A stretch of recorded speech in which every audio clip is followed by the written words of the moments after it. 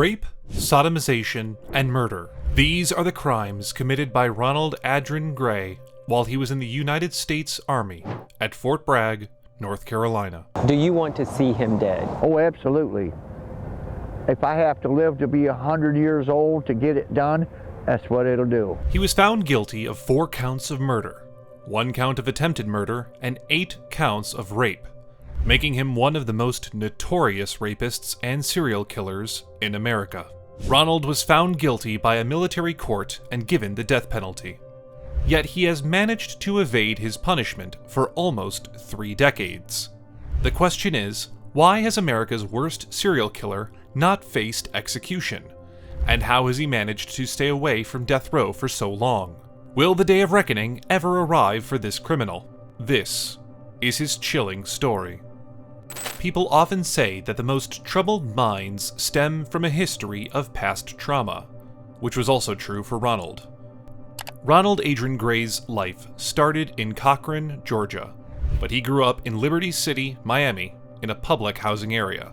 According to his mother and sister, he struggled growing up because of an abusive stepfather. Colonel David Armitage, a military psychologist, explained that Gray endured many challenges in his early years, including poverty, frequent moves, and even having their electricity cut off because they couldn't afford the bills. Gray's stepfather was cruel, using belts on him so harshly that it caused injuries, and he'd bleed. Isn't it heart-wrenching to imagine a child enduring unimaginable hardships and suffering? At just 18 years old in 1984, he joined the military and was assigned to the Target Acquisition Battery Unit. Later, he got stationed at Fort Bragg, near Fayetteville, North Carolina. He held the rank of Specialist 4 and worked as a cook. It seemed like he had finally managed to escape the shadows of his past, and was living what seemed like a normal life. However, little did anyone know that the darkness from his troubled childhood had taken root within him, growing into something utterly horrifying. The duration between 1986 and 1987 was a dark period, and Ronald Gray went on a terrifying killing spree. It all began on April 27, 1986, when he murdered Linda Jean Coates, a 23-year-old student at Campbell University. Her lifeless body was discovered on April 29th, on her own birthday, when a friend came over to celebrate. This was just the beginning of the horrors that were about to unfold. On December 11th, 1986, Gray kidnapped, raped, and killed an 18-year-old named Tammy Kofer Wilson, wife of Fort Bragg Private Troy Wilson. Her naked, lifeless body was found the following day in woods behind the trailer park. She was sexually assaulted before she was shot in the head. At night, he was probably casing the neighborhood, picking his victims, and that way he could determine when the husbands left in the mornings or when the ladies were there by themselves. Despite claiming 2 lives, Ronald Gray's demons were far from satisfied. On December 15th, 1986, Gray set his eyes on 18-year-old newlywed Private Laura Lee Vickery Clay from Fort Bragg, and soon she vanished into thin air. Witnesses say they had seen her at a local Kmart, accompanied by a man. Vickery Clay's car was discovered the following morning. It seemed like it had been driven through the woods, with the driver's seat adjusted oddly. 3 of Gray's fingerprints were found on the car's hood. On January 17, 1987, Vickery Clay's half-naked, decomposed body was discovered in the woods in Fort Bragg. She had been raped, sodomized, shot in the neck, forehead, chest, and back. She also had blunt force trauma to various parts of her body. A .22 caliber pistol was found 60 feet from the victim's body. It was later revealed that Gray had stolen the gun in November of 1986. But before this discovery, Gray had already left a trail of terror with 2 more victims. On January 3rd, 1987, he targeted Private Marianne Lang Namath, who was just 19. Gray entered her barracks room under a ruse, pretending to discuss a party notification that he didn't want to leave on the barracks notification board. Once inside, he pulled a knife to Namath's throat, demanding her military gear. Blinded with darkness, Gray tied her hands, stripped her of her clothing, and subjected her to a brutal sexual assault, and repeatedly stabbed her in the neck and side, threatening to return and end her life if she made a sound. Namath miraculously survived, but suffered severe injuries, including a lacerated trachea and a collapsed lung. 3 days later, on January 6th, Gray committed another dreadful act. He raped and killed Kimberly Ann Ruggles, a 23-year-old civilian and a mother of 3. Ruggles, a local cab driver, had been dispatched to pick up a passenger named Ron at Gray's address on the evening of January 6th. Army Specialist Ronald Adrin Gray had requested her personally.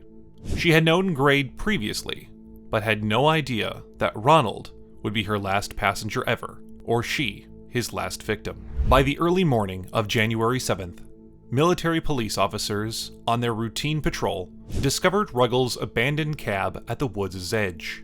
Her lifeless naked body was found a short distance away, bearing the horrifying signs of a violent assault, including rape, sodomy, severe beating, and 7 stab wounds. You can't put it into words.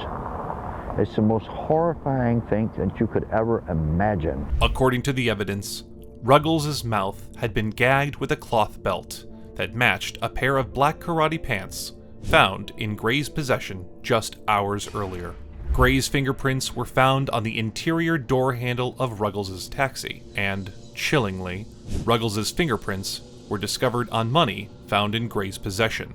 Further linking him to the scene, Gray's footprints were also identified. For days, he watched and waited with 2 of Gray's victims, exotic dancers who talked him into letting them go. Ronald Gray was finally arrested, putting an end to his killing spree. Then, on the night cab driver Kimberly Ruggles was raped and killed, Watts and his team got lucky.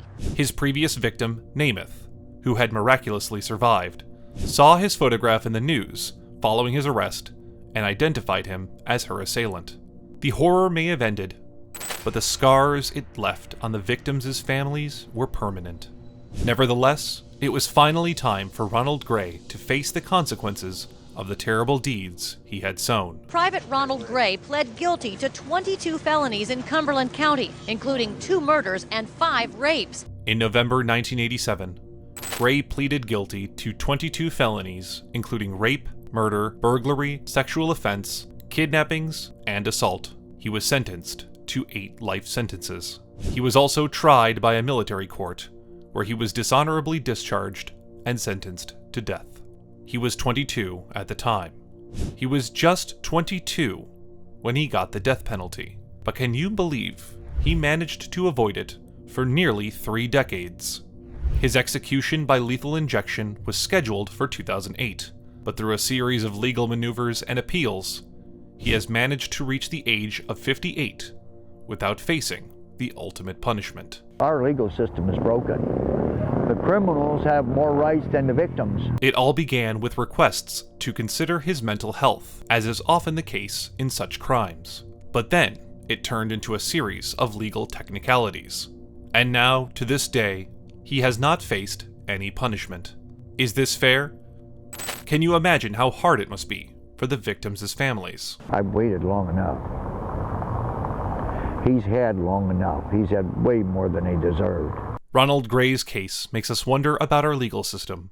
It's strange how a serial killer and sex offender like him hasn't been punished yet. The serial killer has been on death row since 1988. Do you think he should face the death penalty? Or is being in prison for so long punishment enough? What's interesting is that if he does get executed, it would be the first time the military has done that since 1961.